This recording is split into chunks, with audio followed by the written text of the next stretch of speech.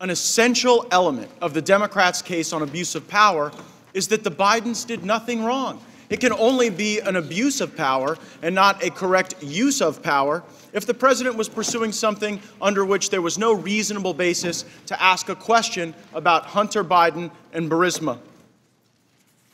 Hunter Biden and Burisma, well, that's an interesting story. And I think just about every American knows there's something up with that. $86,000 a month, no experience, working for some foreign government while your dad's the vice president of the United States. Is there anyone who believes this is okay? I know we got a few of my Democrat colleagues maybe run for president or might run for president one day. Would you let your vice president have their son or daughter or family member out moonlighting for some foreign company? Maybe I'll use language familiar to the former vice president. Come on, man. This looks dirty as it is. Hunter Biden was making more than 5 times more than a board member for ExxonMobil. I've heard of that company. And so I went to read up on Hunter Biden, learn a little more about him, and I found this very extensive profile in The New Yorker. And here's what it says. Hunter said that at that point, he had not slept for several days. Driving east on Interstate 10 just beyond Palm Springs, he lost control of his car, which jumped the median and skidded to a stop on the shoulder of the westbound side. He called Hertz, which came to collect the damaged car and gave him a second rental. The Hertz rental officer told me he found a crack pipe in the car and on one of the consoles a line of white powder residue. Beau Biden's Attorney General badge was on the dashboard.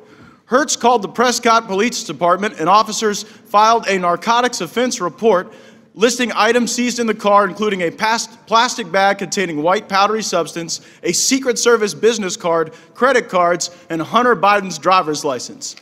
That is what we would call evidence.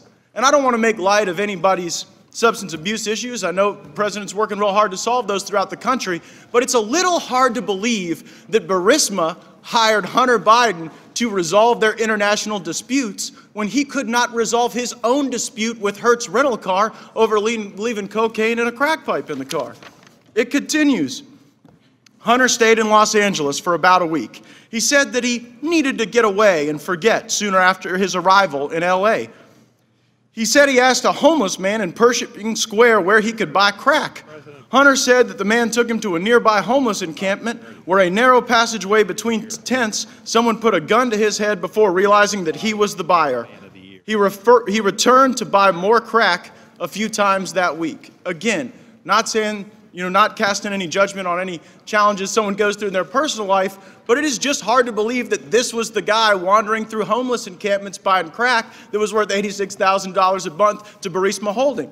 And that might be one of the reasons why when ABC asked Hunter Biden, hey, you think you would have gotten this job in the absence of your dad being the vice president? Well, he said, probably not.